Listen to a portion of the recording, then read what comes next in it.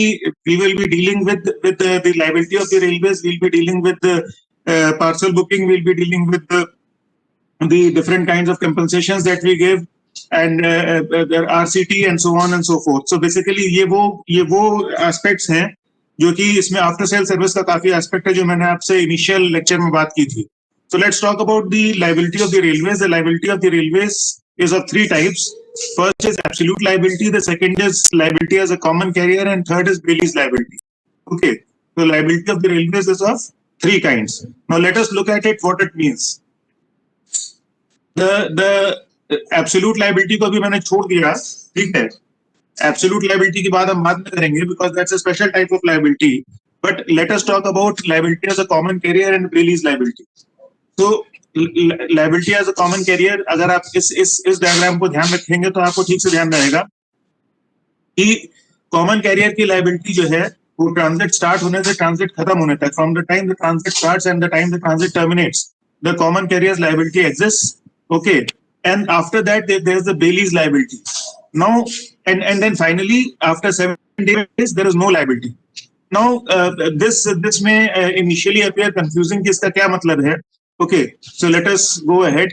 Okay, we know that the transit commences as soon as the railway receipt is issued or the consignment is loaded. This is something that if you remember in the first lecture when I was talking about the definitions, I talked about the definition of transit, and in that very definition I explained to you in quite some detail what is transit, how does it start and how does it end. So I don't think that I need to spend much time on it. फिर भी किसी को इसमें कोई doubt हो तो मुझसे पूछ सकता है यहीं. पार्सल और गुड्स ट्रैफिक में खास बात यह है कि पार्सल और गुड्स ट्रैफिक में काफी सिमिलैरिटी है, इन द सेंस कि parcel is also a type of goods. Okay, no only difference being that parcel is booked in small quantities, it is usually small packages, limited quantities. Okay, जैसे अभी मेरे पास केरला से मेरे orchids का parcel आया है and I can't tell you how happy I am. ठीक है, सो I have received a parcel of 6 of my nice dendrobiums from Kerala. So it always makes you happy, you know, when you receive a parcel. It feels even if you have paid for it, it feels like you're receiving a gift. So in any case, so parcel जो है उसमें भी railway receipt issue होती है और goods में भी railway receipt issue होती है. तो इसलिए जो कैरी करने का तरीका है बस सिर्फ उसमें फर्क है कि parcel we carry in the coaching rakes and goods we carry in the wagons, which we have already discussed. But railway receipt is generated in both the cases. Okay, the termination of transit when consignment is to be unloaded by the customer. We know that where the consignment is to be unloaded by the customer has to unload the consignment within the free time given for the unloading of the rolling stock. And if the customer is able to unload within that free time, then the customer gets the benefit that the transit terminates upon the expiry of the free time given for removal of the consignment from railway premises. If not unloaded within free time, then the transit will terminate on the expiry of the time for unloading. So transit का थोड़ा benefit हमने ये दे रखा है. It's a sort of an incentive कि अगर आप जो है टाइम से अनलोडिंग कर लेते हैं तो आपको ट्रांजिट का थोड़ा बेनिफिट मिल जाता है. ये सारी बातें हम डिस्कस कर चुके हैं, बस मैंने कहा just I just touch upon them. Okay, now let us come to common carriers liability. Okay, going back to this diagram, the first part of the diagram is common carriers liability. Okay, common carriers liability क्या होती है ये हमें समझना जरूरी है. Section 93 of the Railway Act says that a railway administration shall be responsible for any loss, destruction, damage or deterioration in transit or non-delivery of any consignment arising from any cause. Which means that what are the words used? Loss, destruction, damage, deterioration or complete non delivery, which means loss. Okay, so all these things, if it happen, then we are responsible. We are a common carrier. It is a bit like, you know, that you hand over your stuff to, you are going on a transfer and you hand over your stuff to the movers and packers. Okay, once you have handed your stuff to the movers and packers, then the common carrier's liability, it arises, and the movers and packers are duty bound to take care of your consignment, your household goods, and to reach them safely to their destination. Okay, but what are the exceptions? First exception is act of God. Now act of God is also known as यार कोई याद दिलाओ उसको.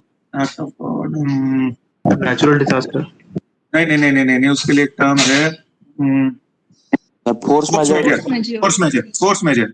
सो कभी कभी ऐसा होता है, तो act of God is also known as force majeure. Force majeure is something on which actually force measure includes act of God, act of war, act of public enemy. All this includes. Force measure means unforeseen, something that we cannot foresee, and something on which we have no control. So act of God means भूकंप आ गया, tsunami आ गई, कुछ ऐसी चीज, natural disaster हो गया. Okay, so that is basically act of God.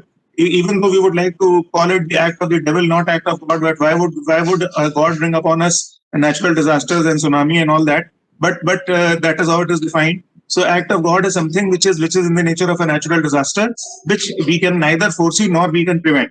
Okay, so if any loss of the consignment happens in such a circumstance, then railway is not responsible. The common carrier's liability does not apply. Act of war, if Pakistan is foolish enough to burst a bomb on us, and that destroys a train in which parcels are being carried, then of course it's an act of war, and we cannot hold the railway responsible for that. Third is act of public enemy. Act of public enemy is basically something like terrorism, okay, or something like dacoity or something like that. So if such things happen, then again railway has no control over it, and therefore we are not responsible. Arrest, restrain, or seizure under legal processes. You have said that you have booked, you are sending a parcel of books, and somebody complains to the Narcotics Control Bureau that there are not books, there is brown sugar, or there's heroin inside that parcel, and they seize your parcel. Now, if the parcel has been seized by the Narcotics Control Bureau, okay, under a legal process, then railway cannot prevent it. Railway cannot say to the Narcotics Control Bureau, or somebody says that you are carrying contraband,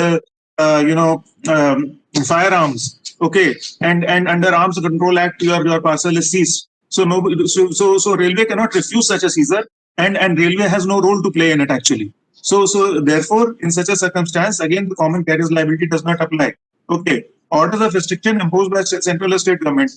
From time to time, the central or state government may impose certain orders restricting the transport of certain items from one part of the country to the other. For instance, recently, when there was this, when the corona outbreak was just in its infancy, it was starting. At that point, we banned the export of a certain drug called hydroxychloroquine. Okay. So normally that drug is exported, but we banned export. Why? Because we needed it. In the present circumstance, suppose a vaccine of corona is available today in Gujarat. Okay. Then and you find that there's a lot of corona cases in Gujarat and Maharashtra, but not so many in Northeast. And somebody wants to transport that vaccine to Northeast and sell it. So the government may impose a restriction order that the vaccine of corona will not be transported without the prior permission of the government. Okay. And if a complaint goes to the government that a parcel is containing the vaccine of corona, which is being transported without the prior permission of the government may seize it, and government may not allow the transport of such a material, and therefore it comes under a restricted material. And if such a material somebody is transporting and it is seized, okay, they may not misdeclare it. They may say that it is a vaccine, but if it is in contravention with the existing restrictions, then it may be seized, and if it is seized, then the common carrier's liability does not apply. Okay. Act तो misdeclaration और इसका फर्क आपके समझ में आ गया होगा. Act or omission or negligence of consignor, consignee फलाना ढिमकाना. Okay. लंबा सा जो है टंग ट्विस्टर की तरह से लगता है, बट इसको बिल्कुल ही सिंपल लैंग्वेज में कहें कि जो आदमी पार्सल बुक कर रहा है, जो आदमी कंसाइनमेंट बुक कर रहा है, जो व्यक्ति, जो ऑर्गेनाइजेशन कंसाइनमेंट बुक कर रही है, अगर वो अपनी तरफ से कोई नेग्लिजेंस करते हैं, नेग्लिजेंस कैसे? आपने चीज को पैक कर, suppose to pack it properly. Okay. In fact आपने जब गुड्स का पढ़ा होगा तो उसमें बाकायदा पैकिंग कंडीशंस दी कि किस तरह से डैमेज लगानी है, किस तरीके से पैकिंग करनी है. ओके. आपने पैक ठीक से नहीं किया और उसके बाद फिर वो डैमेज हो गया. आप ग्लास का मटेरियल भेज रहे हैं, उसके आसपास आपने पैकिंग नहीं लगाई, उसमें हार्ड कवरिंग में उसको पैक नहीं किया, and then it gets damaged. Okay, it is just bouncing around inside the package.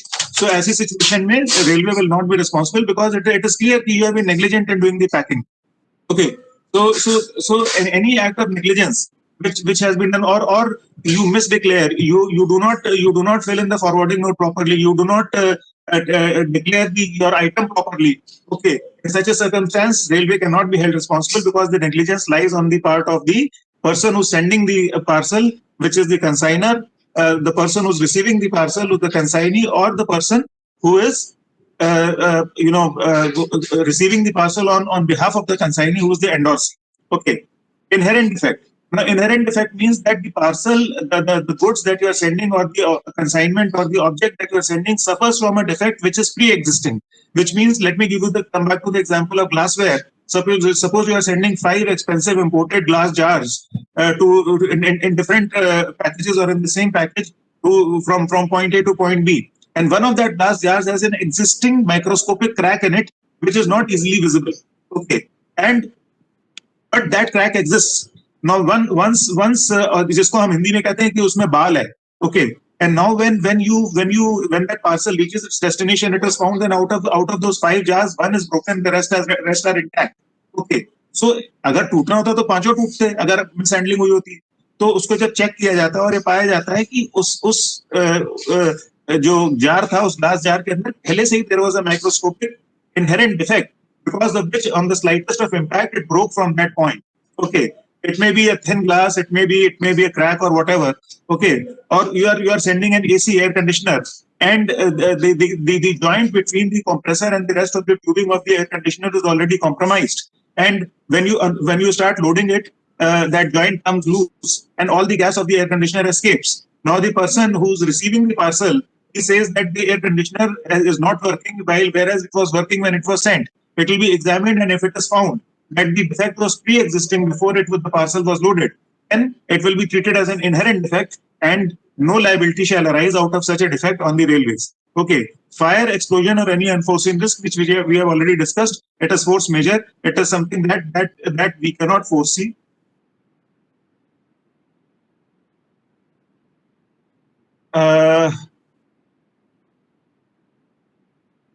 Sir, can you please slow down the speed? Speed of what?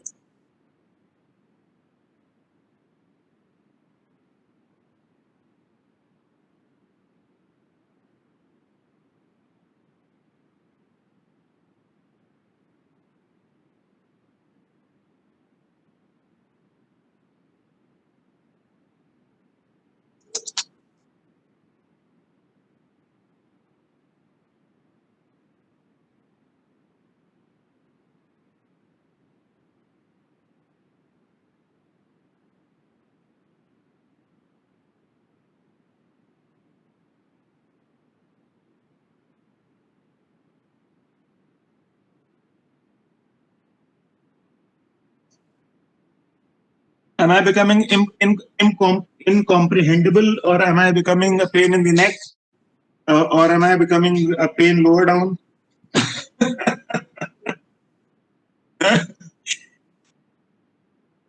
So, okay, I'll try to speak slightly more slowly, because there's a lot of material to be covered, and we do not have too much of time on our hands. We only have practically 1 more hour.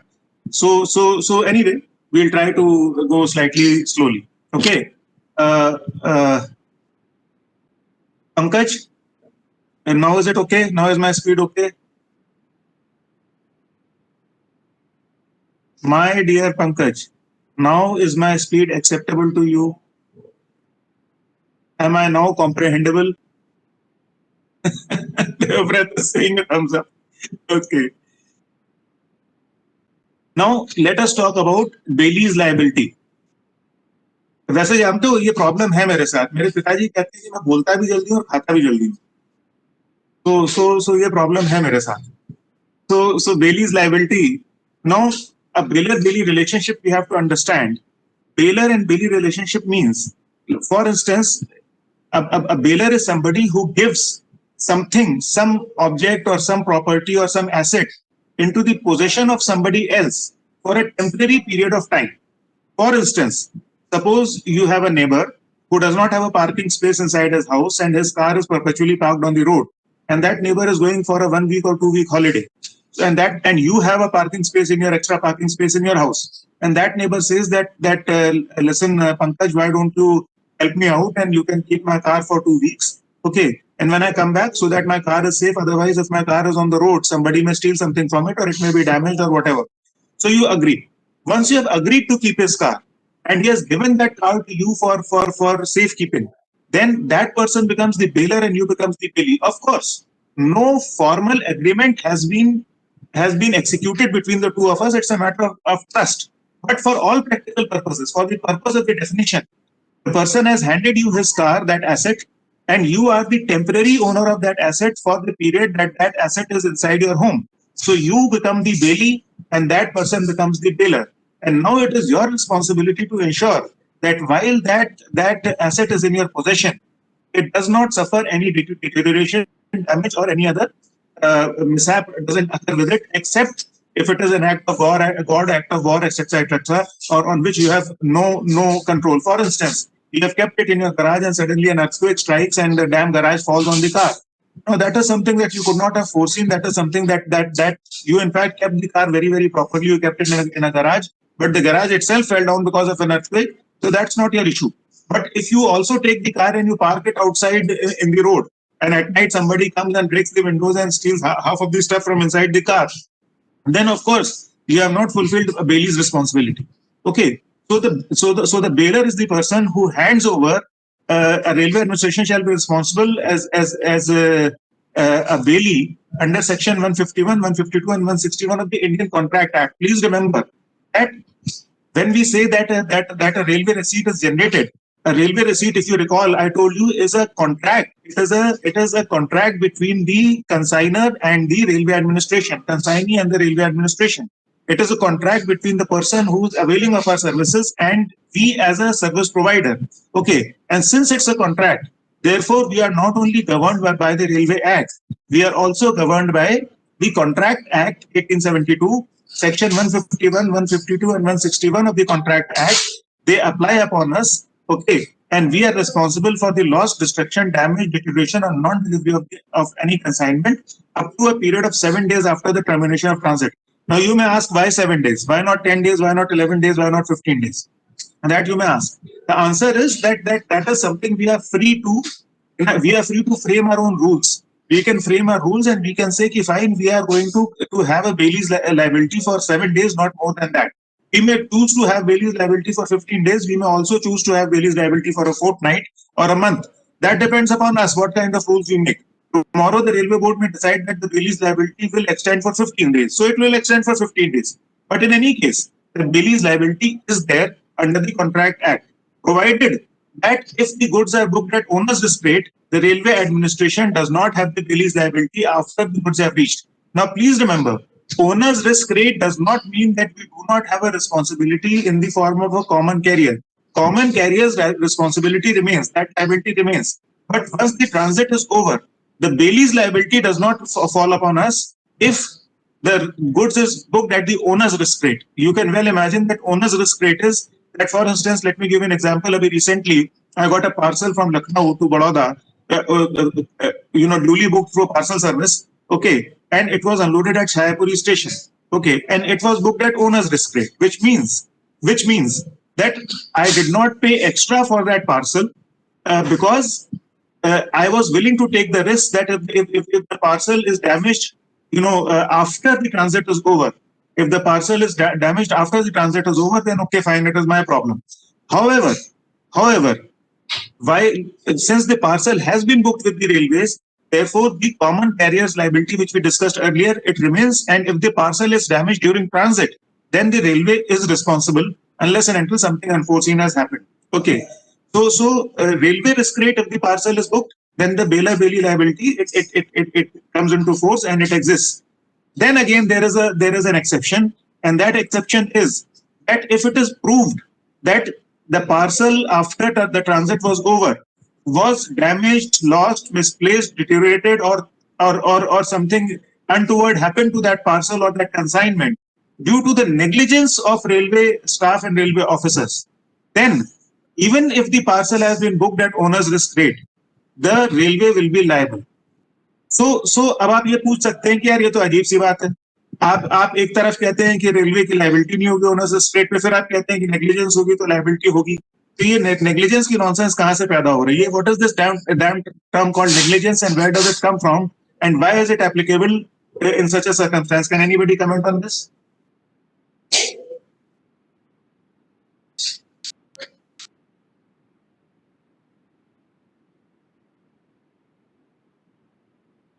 Hello, इतना सन्नाटा क्यों है भाई? तो मैं धीरे धीरे बोल रहा हूँ पंकज.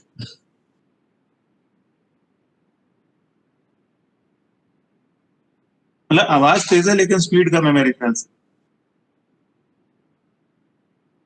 कोई बताएगा कि नेग्लिजेंस का फंडा क्या है?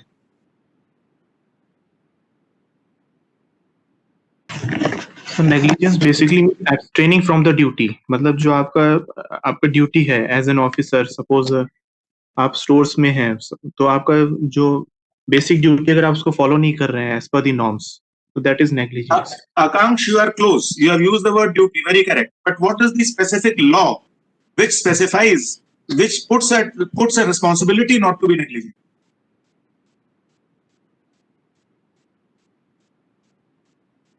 The law is called the law of torts. Okay, and let me give you a definition of the law of torts given by Samand, who is one of the leading legal luminaries. Samand says that tortious liability arises upon the breach of a duty. Tortious liability arises upon the breach of a duty. This duty is towards persons generally, and its breach is redressable by common law action for unliquidated damages. थोड़ी सी complicated सी लगती है definition, मैंने याद करी थी जब मैं एक जमाने में लॉ किया करता था, तब से आज तक याद ही है. ओके, तो tortious liability arises upon the breach of a duty. This duty is towards persons generally, and its breach is redressable by common law action for unliquidated damages, which means that not only the railways, each one of us, you, me, the person on the street, my neighbor, okay, the Prime Minister, the President of India, everybody has a certain duty. And that duty is the duty to be careful in common everyday works. You must have heard that famous saying in the childhood that my freedom ends where your nose begins. For instance, I am swinging my hand around. See, okay, I am free to swing my hand. There's empty space. Oh, there's not empty space. There's air. But I'm talking to engineers, so I have to be slightly specific. It is not empty space. It's air with quantum fluctuations underlying the air. Okay, but I am swinging my hand, and nobody is getting hurt. But suppose one of you is standing here, and then I'm swinging my hand and I bang my hand on the nose. Okay, then it is a problem. So I am free to swing my hand only to the extent that I don't bang somebody on his nose. So I am free to do whatever I wish to do only to the extent that my actions do not cause damage to somebody else who is not deserving of that damage.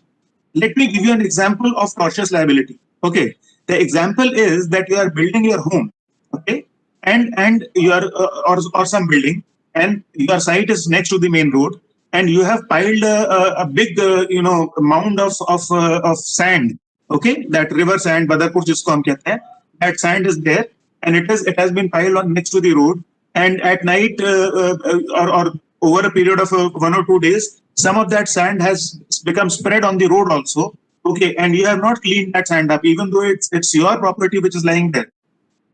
And a motorcycle driver is coming, he's in speed, and he brakes, and his tire skids on that sand, and he falls and he gets very badly hurt.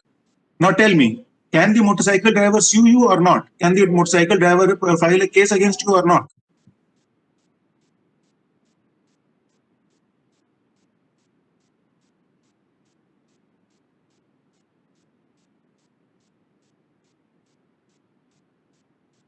बताइए बताइए भाई, सोचिए सोचिए ना.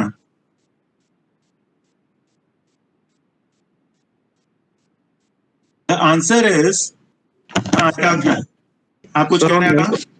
Sir obstruction जानने के बाद आपको अपनी स्पीड लिमिट करनी चाहिए. So it's the responsibility of the driver. No, it is the responsibility of the owner of the sand. It is your responsibility not to spread sand on the road, because you are supposed to be aware about the consequences of spreading sand on the road, because you know that if you spread sand on the road, it compromises the ability of the vehicle tires to have a proper contact with the road, and therefore it may cause a skid. You need not be taught about it. It is something very obvious. Okay, so it is your stuff. You are free to build your house, but you are not free to spread your sand on the road. Okay, so but for example, there are many diversions on the highway. Yeah. So then it's the duty of the department that it should provide some good notice boards so that it is visible from far. बिल्कुल 100%. You are so right. So sir, हाँ. yes sir. So then it's the responsibility of the driver sir to drive cautiously. No. The responsibility of the driver to drive cautiously is his responsibility towards other people on the road. Okay. But as the person who's building his house, it is your responsibility towards people on the road that you do not spread your house construction material on the road. Road is not supposed to be kept to be littered by your house construction material. It is for traffic. If that person is driving too fast and he meets an accident in the normal course, then you are not liable. And if he meets an accident with somebody else, then he shall be booked under the Motor Vehicles Act. But if it is proved that he would otherwise not have skidded, he skidded because your sand was there, then you have breached a duty towards persons generally. And what is your duty? That your construction material shall not cause inconvenience to other people. Okay, that is your duty. Got it? So this is a classic example of fraud. अगर कभी आप law of fraud पढ़ेंगे तो आपको जरूर पढ़ाया जाएगा. दूसरा एग्जाम्पल मैं आपको देता हूं कि आप पटाखे चला रहे हैं और आपने एक बम फेंका. वो हाथ से फेंकने वाले बम होते हैं ना जो जमीन पे फटते हैं, और वो बम जो है वो एक मोटरसाइकिल ड्राइवर के सामने जाके गिरा सड़क पे. वो बम उसके सामने फटा. मोटरसाइकिल ड्राइवर उसको अचानक उसके सामने बम फटने से डिसबैलेंस हुआ और वो जाके सड़क के किनारे एक दरवाजे से टकराया. उस दरवाजे से टकराने के कारण उसकी वहीं पे ऑन द स्पॉट डेथ हो गई, या उसको बहुत ज्यादा चोट आई और उसका बहुत खून निकला. और वहां पर एक प्रेग्नेंट लेडी खड़ी थी. उसने जब उस खून को देखा तो उसको इतना भयंकर शॉक लगा उसको देख के कि उसका मिसकैरेज हो गया. Now can that pregnant lady sue you और नॉट?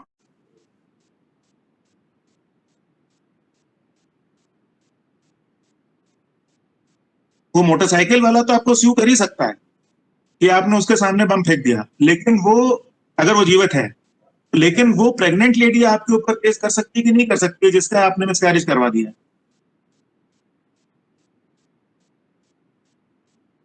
सर हाँ बताइए. सर वो अनफोर्चून था. हाँ, अनफोर्चून केस था, मतलब पता नहीं था कि वो प्रेग्नेंट लेडी आ सकती है. इमेजिनेशन किया था. ये अनफोर्सीन केस नहीं है. इसलिए नहीं है क्योंकि आप पटाखे छुड़ाने के लिए स्वतंत्र हैं, लेकिन पटाखे सड़क पे फेंकने के लिए स्वतंत्र नहीं है आप. और उसकी वजह से जो भी आगे चल के मिसहैप हो रहा है उसकी रिस्पॉन्सिबिलिटी आपकी. You will be surprised. हमारे देश में टॉर्ट का उतना नहीं है, लेकिन जितने गड्ढों में गिर गिर के लोगों के हाथ पैर टूटते हैं ना, अगर सबके सब लोग हमारे देश में टॉर्ट उतना हो जाए तो जो म्यूनिसिपल कमेटी से कंगाल हो जाए इस टॉर्ट का वो पे करते करते, कंपनसेशन पे करते करते. ऐसा हुआ है कि एक बंदा सड़क में गड्ढा था, गड्ढे में गिरकर उसका हाथ टूट गया and he was awarded millions of dollars because the court ruled that it was the responsibility of the authorities who maintain the road to keep the road pothole free, and if somebody falls in a pothole and gets injured, then it is the responsibility, then atrocious liability arises and the person shall get monetary damages. Understood? एक और बड़ा famous case है कि एक coffee joint में coffee जैसे cafe coffee जो इस टाइप का होता है, उसमें अमेरिका का केस है ये. A lady went and she ordered a cup of coffee, and when she put that cup of coffee to her mouth, वो इतना तेज गर्म था कि उसका मुंह जल गया और थोड़ी सी कॉफी उसके पैर पे गिर गई और उसकी थाई पे भी थोड़ा सा बर्न हो गया. You know how much was awarded? She sued the coffee chain. And you know how much was awarded? $5 million. He got $5 million as compensation. And that $5 million was given to her. Why? Because the court ruled that it was the responsibility, it was the duty of the coffee chain to ensure not to serve boiling hot coffee, because coffee is supposed to be served not more than 80 degrees centigrade, and that coffee was 100 degrees centigrade. Okay. And the customer had no way of knowing that they were being served boiling hot coffee. Therefore, not only did she get hurt in her mouth, she also got hurt on her foot. And therefore, the coffee chain is responsible, and they had to give her a compensation of $5 million to that lady for a simple burn. विदेशों में negligence को इतना ज्यादा seriously लिया जाता है. हमारे यहाँ अनफॉर्चुनेटली ये कंसेप्ट उतना नहीं है. ठीक है, लोग कोर्ट कचहरी जाते भी नहीं और टॉर्ट का उतना कंसेप्ट इंडिया में नहीं है. बट जो बात मैं यहाँ पे कह रहा था कि ये जो नेग्लिजेंस की पूरी कहानी है, this arises out of the law of tort which puts a responsibility upon a person, natural or artificial, to be reasonably careful in whatever they are doing. Okay? तो अगर हमारा बंदा जो है उसका काम है पार्सल को उतार कर जमीन पर रखना, उसका काम ये नहीं है ट्रेन पे चढ़ के पार्सल को उछाल देना. ओके, अगर ये पाया जाता है तो उसने ट्रेन पे चढ़ के पार्सल को उछाल दिया था और गिर के सब कुछ टूट गया है, then it is the negligence of the railways, and the railways shall be liable to pay that compensation. रही बात बेलस बेली लाइबिलिटी की, तो ठीक है, ओनर्स रिस्क रेट पे पार्सल बुक्ड है, इसका मतलब ये नहीं कि पार्सल को आप प्लेटफॉर्म पे छोड़ दें. Even if the parcel is at owner's risk rate, you are supposed to bring that parcel to the parcel office and keep it there properly. Parcel office से चोरी हो जाए, पार्सल ऑफिस में उसको चूहे काट दें, कुछ हो जाए, वो अलग बात है. लेकिन अगर आपने उसके प्लेटफॉर्म पे छोड़ दिया और कोई उसके अंदर से सामान निकाल के ले गया, तो गलती किसकी? गलती तो आपकी है ना. तो इसलिए this is an example of being negligent with the parcel, and if it is proved that the parcel or the consignment has been damaged or deteriorated or it has been lost because of the negligence of railway officers or railway administration or any of its servants, then the railway shall have the liability, and they cannot shirk that liability saying that the parcel was booked in at owner's risk rate. Is this point clear to everybody? It's an important point, so I have spent some time explaining it to you. किसी को इसमें कोई शक, कोई दिक्कत? Okay, तो मान लेते हैं समझ में आ गया. Absolute liability. Absolute liability is under section 124 and 124A of the Railway Act. Okay, and this says that if any passenger suffers any injury or loss of life, and railway administration is liable to pay compensation to such a passenger. Okay, the amount will be fixed by the government of India, of course, and it includes responsibility of railways even in case of untoward incidents. So which means that what was applicable in case of goods and parcels is not applicable in case of passengers. I will repeat. What was the norm or what was applicable in case of goods or parcels is not applicable in case of passengers. In case of passengers, act of God हो, act of war हो, untoward incident हो, act of public enemy हो, ठीक है, कुछ भी हो, अगर एक्सीडेंट होता है और हमारा पैसेंजर चोट खाता है या हमारा पैसेंजर की मौत होती है, तो railway is duty bound, rule bound to pay compensation regardless of whose fault it was. उस पैसेंजर की अपनी भी गलती हो तो भी हमें उसको कंपनसेशन देना पड़ेगा. इसका एक एग्जांपल मैं आपको देता हूं कि एक पैसेंजर है, वो जनरल कंपार्टमेंट में ट्रैवल कर रहा है, वो स्टोव निकालता है और वहीं को स्टोव जला के खाना बनाने लगता है. ओके, आसपास वाले भी मजा ले रहे हैं, कोई उससे कुछ कह नहीं रहा है, ठीक है, और अचानक ट्रेन को झटका लगता है और स्टोव पलट जाता है और उसका ऑयल फैल जाता है और वो आग पकड़ लेता है, और आग पकड़ने से पूरा डब्बा जल जाता है, बहुत सारे लोग मर जाते हैं, वो आदमी खुद भी मर जाता है. अब बताइए, ऐसी केस में उस आदमी के नेक्स्ट ऑफ किन को कंपनसेशन मिलेगा कि नहीं मिलेगा? गलती उसकी थी, स्टोव उसने जलाया.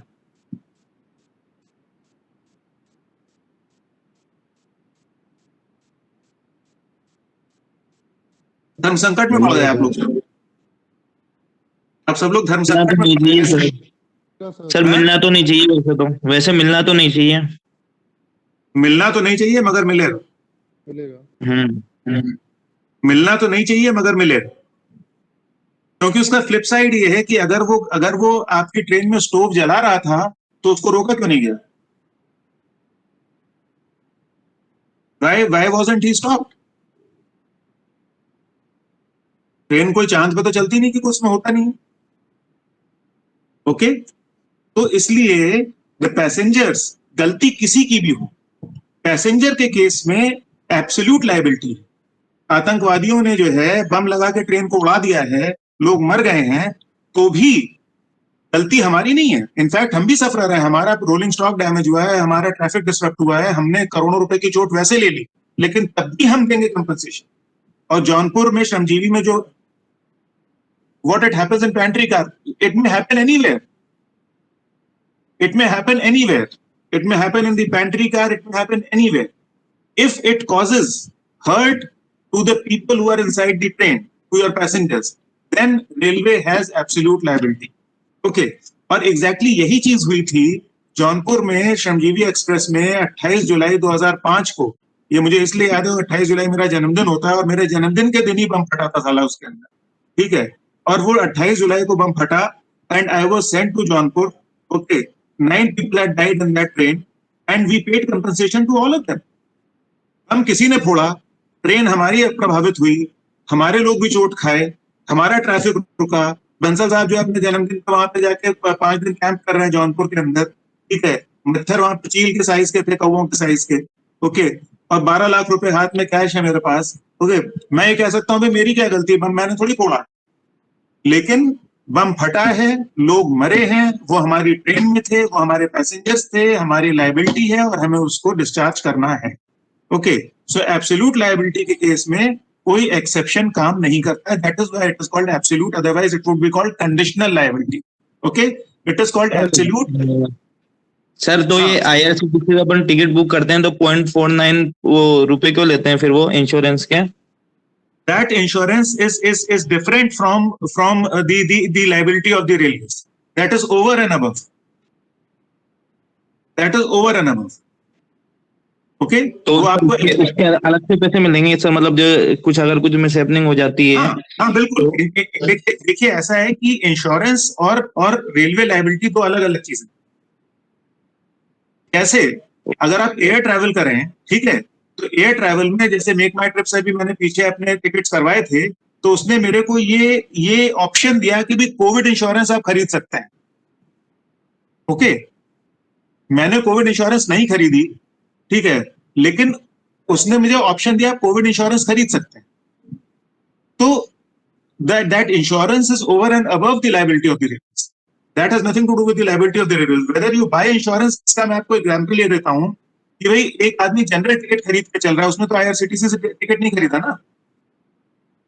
एक आदमी जनरल टिकट खरीद के चल रहा है, उसने बुकिंग ऑफिस से एक जनरल टिकट खरीदा है, तो उसने IRCTC से टिकट नहीं खरीदा है।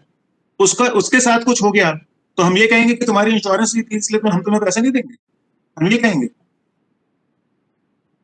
क्या हम ऐसा कह सकते हैं? हम ऐसा नहीं कह सकते, ठीक है। तो वो जो इंश्योरेंस IRCTC आपको दे रही है, आप कभी उसको ध्यान से पढ़िएगा, वो अलग से होगी, वो 1-1.5 लाख रुपए आपको अलग से मिलेगा, भगवान ना करे अगर आपको कुछ हो जाए, ठीक है। Got it? Yes, sir. Does that answer Yusuf? Yes, sir. Okay. Thank you, sir. Okay. So amount of compensation, सबसे ज्यादा compensation डेथ के केस में है 4 लाख रुपए, या फॉर लॉस ऑफ हैंड और फुट है, क्योंकि आप विकलांग हो गए तो एक तरीके से मतलब मरने से बराबर ही है। मैं तो कहता हूँ कि हाथ या पैर या उससे पहले भगवान उठा ले, ठीक है। तो मतलब better than being an invalid is to die, at least in my मेरी बुक में तो यही है कि अगर हाथ या पैर कटने वाला है तो उससे पहले ऊपर वाला उठा ही ले, वही अच्छा, ठीक है। लेकिन जो इसमें दिया है वो ये है कि डेथ के लिए, लॉस ऑफ हैंड और फुट के लिए एक ही जो है मतलब कंपनसेशन दिया गया, which is 4 लाख रुपए, ओके। बाकी सारे कंपनसेशन की सिर्फ ये लिस्ट है, you don't need to remember this, exam में नहीं पूछा जा रहा है कि इसमें से कौन सा किसका कंपनसेशन है, ठीक है। लेकिन आपके रेफरेंस के लिए अच्छा है, कभी अगर आप आगे जरूरत पड़े so you can refer to it, okay. Now in under section 100 of Railway Act we have a responsibility as a carrier of luggage also. Now carrier of luggage में सबसे important चीज आप ये समझिए कि luggage दो तरीके का होता है। One is the luggage which you carry with yourself. जैसे आप जब ट्रेन के अंदर जाते हैं तो आप अपने साथ अटैची ले जाते हैं, या कोई होल्ड ऑन ले जाते हैं, या कोई ब्रीफकेस ले जाते हैं, या कोई एयरबैग ले जाते हैं। So there are different types of luggage you carry with you, okay. Normally per person 40 kg luggage is allowed in the train. In the airlines 15 kg is allowed. In train we allowed 40 kg luggage per person, per head, okay. Beyond 40 kg, if you want to carry more luggage, suppose you have 100 kg.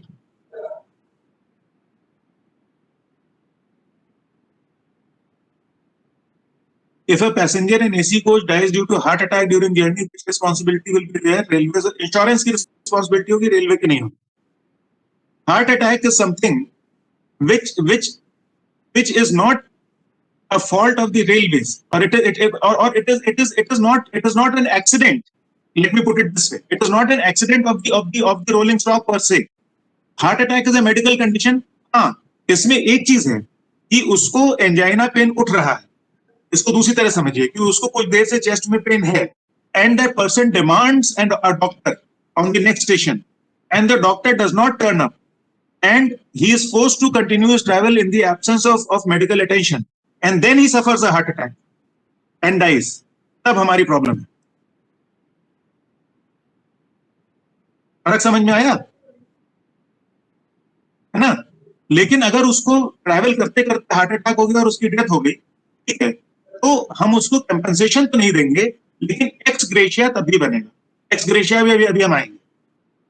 Okay, x gratia तब भी बनेगा. Okay, so in Railway Act section 10, section 100, okay, when it comes to luggage, तो मैं बता रहा था कि luggage दो तरीके का है. एक तो वो लगेज है जो कि हम अपने साथ लेके चलते हैं 40 किलो तक. अगर मान लीजिए किसी को 100 किलो लगेज लेके जाना है, ओके, और ऐसा अक्सर होता है आर्मी मैन के साथ जो एक जगह से दूसरी जगह जा रहे होते हैं, उनके ट्रंक्स वगैरह काफी हेवी होते हैं, ठीक है. सो सच luggage which is over and above the 40 kgs which is allowed with your person, okay, that luggage has to be booked, and it is called booked luggage, and a receipt is generated for that luggage. So if you have a receipt for that luggage will be kept in the guard's compartment with the guard, okay. And if you have a receipt for that luggage, and if you find after reaching your destination that your luggage is either missing or it has damaged or deteriorated or it has suffered pilferage, then the railway will be responsible for that luggage. So the rules relating to parcel, okay, the common carrier's liability shall apply to that luggage also. It will be treated practically as a parcel, okay. But the luggage that you are carrying with you with your person in your compartment, that is your responsibility. If something happens to that luggage, then the railway shall not be responsible, except if it is proved that the loss of the luggage which is being carried by you on your person, जो आप अपने साथ ले जा रहे हैं, that has happened due to the negligence or misconduct of the railway or any of its servants, then the railway shall be responsible. तो आप एक कॉमन थ्रेड देखिए. कॉमन थ्रेड क्या है कि at every given point of time, in every situation, whether we are carrying people, whether we are carrying luggage, whether we are carrying parcel, okay, in every situation, one thing has been defined, one thing has been made very clear, that there is a responsibility upon the railways not to be negligent, or there is a responsibility upon the railways to be careful, reasonably careful as a normal human being would be at all times. Okay, so railway cannot shrug off its responsibility and say कि हमसे क्या. हमारी responsibility है, और हमारी responsibility क्या है कि हम careful रहेंगे. तो मैं हमेशा अपने ऑफिसर से बात कहता हूं जब ये आखिरी लेक्चर होता है कि भाई हम सब रेलवे सर्वेंट्स हैं, ठीक है. इस बात से कोई फर्क नहीं पड़ता. बाहर वाला ये नहीं देखता कि मैकेनिकल में, इलेक्ट्रिकल में, सिविल इंजीनियरिंग में, ट्रैफिक में, कमर्शियल में है, कोई नहीं देखता. बहुत सारे लोग तो IRS ही कहते हैं. मेरे को बहुत सारे लोग कहते हैं कि आप IRS है, इंडियन रेलवे सर्विस, और मैं मानता हूँ कि I am Indian railway service, Indian railway traffic service, Indian railway mechanical engineering service, ये तो हमारे अपने बनाए हुए डिविजन. बाहर वाले के लिए हम रेलवे के अफसर, ओके, रेलवे के कर्मचारी. तो इसलिए हमारी जो सबसे पहली responsibility, the first responsibility that we have is to ensure that none of our actions are so negligent or so irresponsible that they cause damage or loss of luggage, of parcel, or of limb, or of life to any of our customers or our passengers. हम किसी भी विभाग के हों, हमारे को हमेशा इस बात के लिए कॉन्शियस रहना है कि हमारी किसी भी कार्य से ऐसा ना हो कि हमारे किसी कस्टमर को नुकसान खाना पड़ जाए.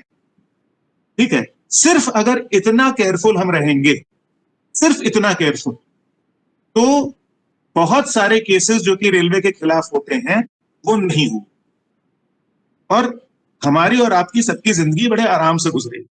और अगर हम केयरलेस होंगे, ठीक है, तो पुरानी कहावत है कि डूबता वही है जिसको तैरना आता है. Okay, so if you are careless, then there is every chance that you may come to grief, and through you the railway may also suffer. Okay, so one of the prime qualities of an officer, discipline is of course first in my book. Okay, in my book the first quality of an officer is discipline. Okay, but a collateral or a corollary of that quality is the quality of being serious and careful about what you are doing. You have to be both serious and careful. And if you are serious and careful about your work, then it is impossible that any negligence will happen. Okay? और कितना हमको careful होना है? उतना ही careful होना है जितना हम अपनी चीजों के साथ होते हैं. बस इससे ज्यादा नहीं होना है. इससे ज्यादा नहीं होना है. ओके, मैं अगर अपनी गाड़ी को 20 दिन के लिए छोड़ के जा रहा हूं तो मैं उसको कवर से ढक देता हूं. मैं इतना ही केयरफुल होना है, इससे ज्यादा केयरफुल नहीं होना. उतना ही दिमाग लगाना है जितना मैं अपनी चीजों के लिए लगाता हूं. उतना दिमाग आप लगा लेंगे तो आप कभी भी नेग्लिजेंट नहीं हो. Got it? किसी को इसमें कोई शक?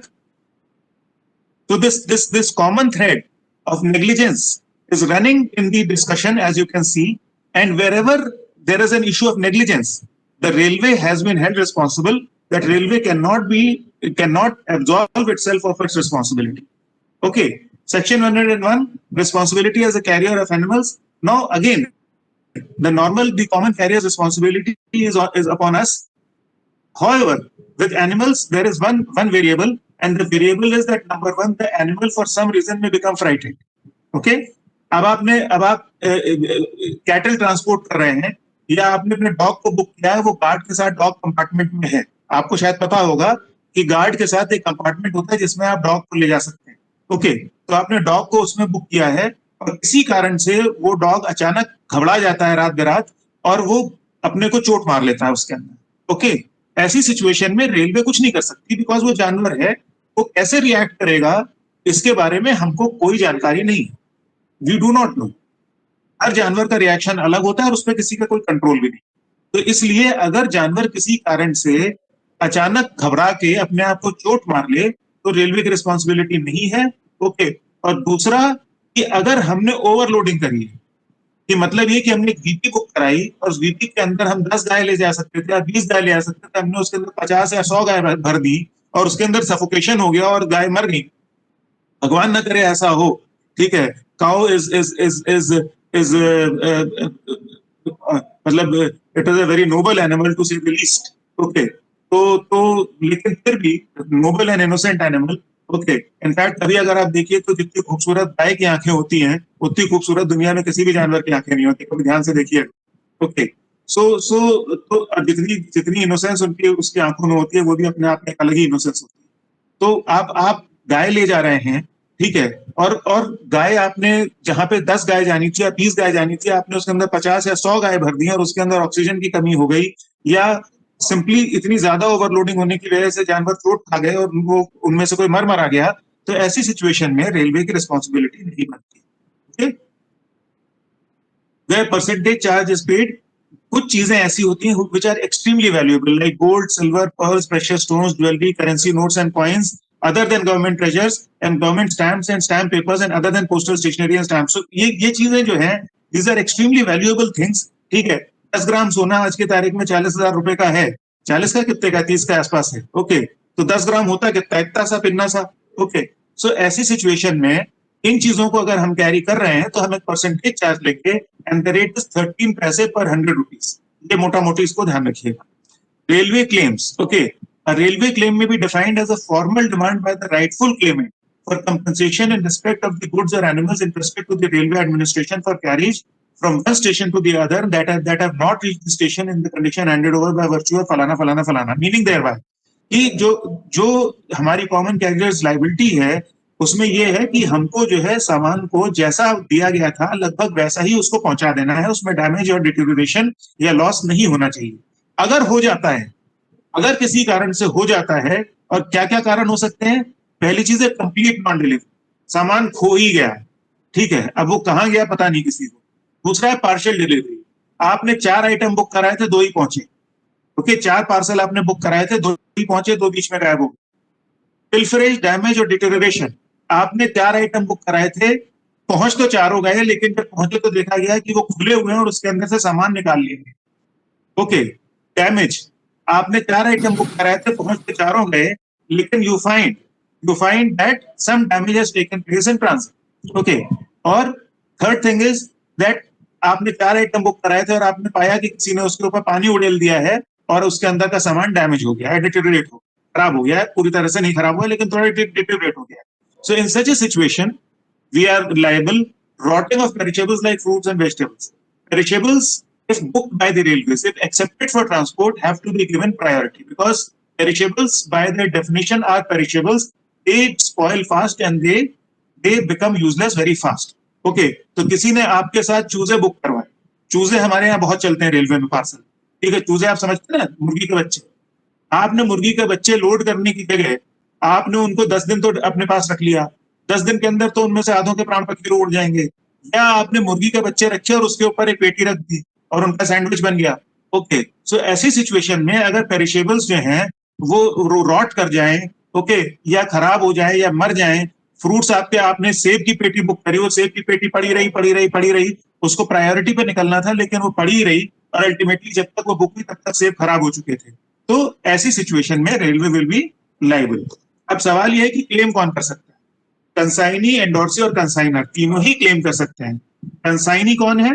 वो व्यक्ति जिसको की पोजेशन लेना है. जैसे इन माय केस मेरे पिताजी ने वहां से सामान भेजा लखनऊ से और मेरे को उसका पोजेशन बड़ौदा में लेना था छायापुरी स्टेशन पर जाकर. So I become the consignee and my father becomes the consignor.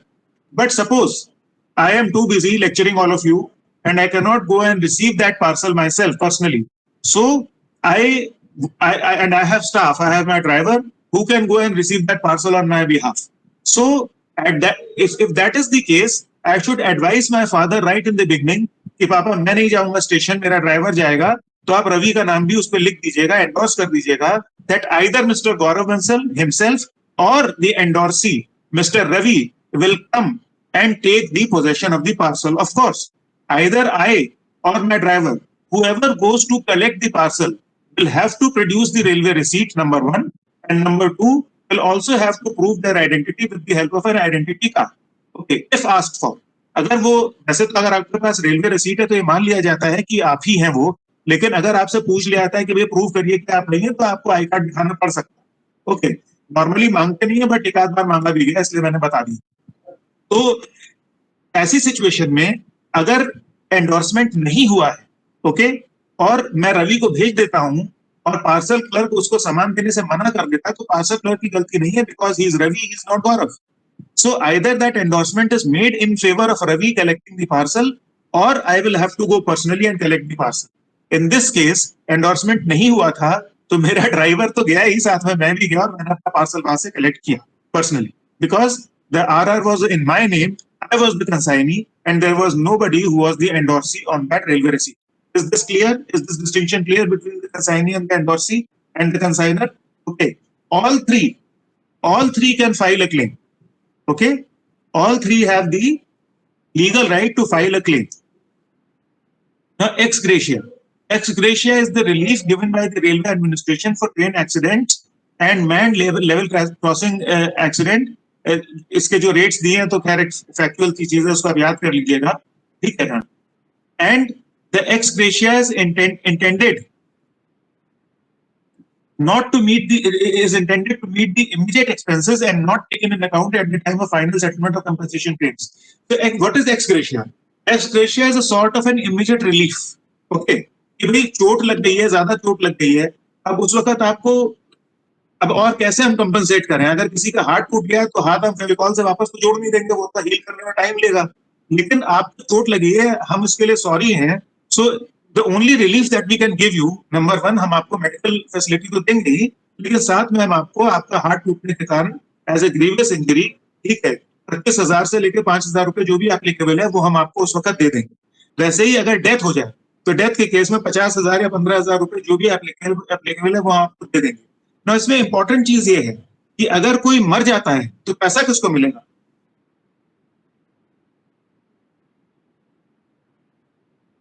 Dependent को. कौन डिपेंडेंट है? मान लीजिए कि एक लड़के की डेथ होती है तो पैसा और उसके घर में उसके माँ बाप, भाई बहन, बीवी बच्चे सभी हैं, तो और सभी पैसा मांग रहे हैं, तो किसको पैसा देंगे?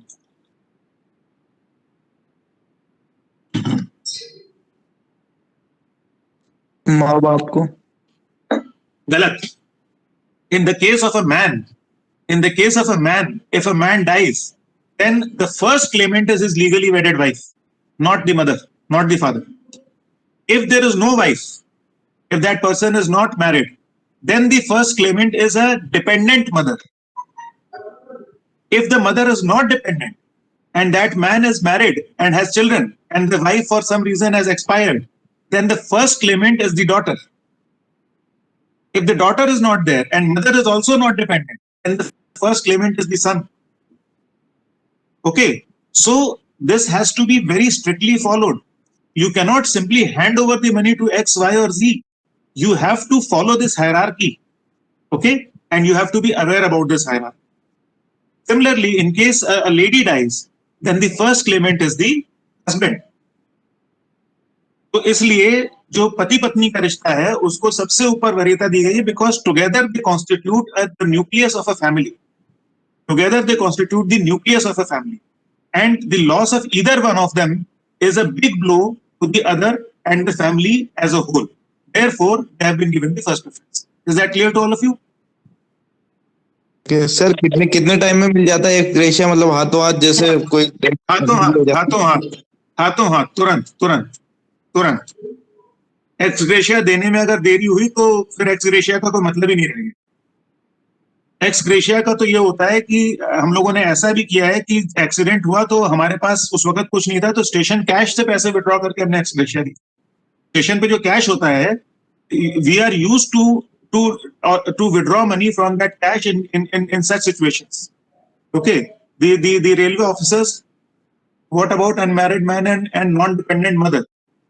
If the man is unmarried and the mother is not dependent, okay, even then and there is nobody else to claim. Okay, मतलब अब जब अनमैरिड है, अब अनमैरिड के बच्चे हो सकते हैं, वैसे इस बात को ध्यान रखिएगा. Okay. मैरिज का बच्चों से कोई संबंध नहीं है, ठीक है. तो अगर अनमैरिड मैन है और उसकी एक बेटी प्रकट हो जाती है और वो कहती है कि साहब ठीक है शादी नहीं हुई थी लेकिन हूं तो मैं इनकी बेटी, और वो प्रूव भी कर देती है, तो पैसा उसको मिलेगा. लेकिन नॉर्मली हमारे कल्चर में अनमैरिड लोगों के बच्चे नहीं होते हैं, तो अगर उस अनमैरिड है तो हम ये प्रिज्यूम कर लेते हैं कि उसके बच्चे नहीं है, तो पैसा उसकी मदर को जाएगा, वेदर शी इज डिपेंडेंट और not dependent. Is that clear? मान लीजिए कि पैसा वो भी मांग, उसकी माँ भी है और उसका भाई या उसकी बहन है, ठीक है ना, तो पैसा उसकी माँ को जाएगा, भाई या बहन को नहीं जाएगा. अगर माँ नहीं है तो बाप को जाएगा, अगर बाप नहीं है तो बहन को जाएगा, अगर बहन नहीं है तो भाई को जाएगा. ऐसे होगा. Got it? और जैसा कि इसमें बड़ा क्लियरली दिया है कि ये जो एक्स ग्रेशिया होता है, अभी मैंने पीछे आपको बताया था, if somebody dies, then 4 lakh rupees is the compensation that the railway will pay to that person or the next of kin of that person who is dead now. Okay, plus this 15,000 या 50,000 ये उसमें include नहीं किए जाएंगे. Ex gratia amount is not included in the final compensation amount which is given, and that is why it is called ex gratia.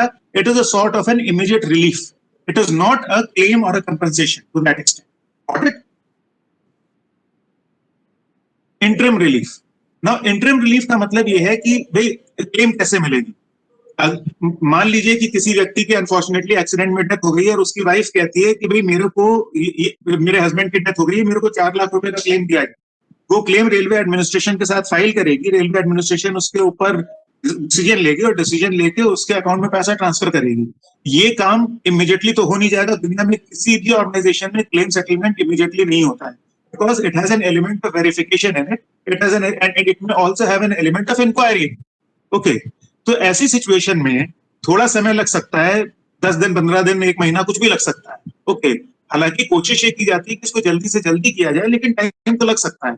अब अगर वो lady apply करती है, वो कहती है कि साहब the husband has died, he was the sole breadwinner, मेरे को तो ये भी नहीं पता कि इनकी पॉलिसी जो भी थी वो कहाँ है, ठीक है, मेरे पास 1 या 2 बच्चे हैं, उनकी स्कूल की फीस जानी है, घर में खाना आना है, ठीक है, मैं अकेली हूं.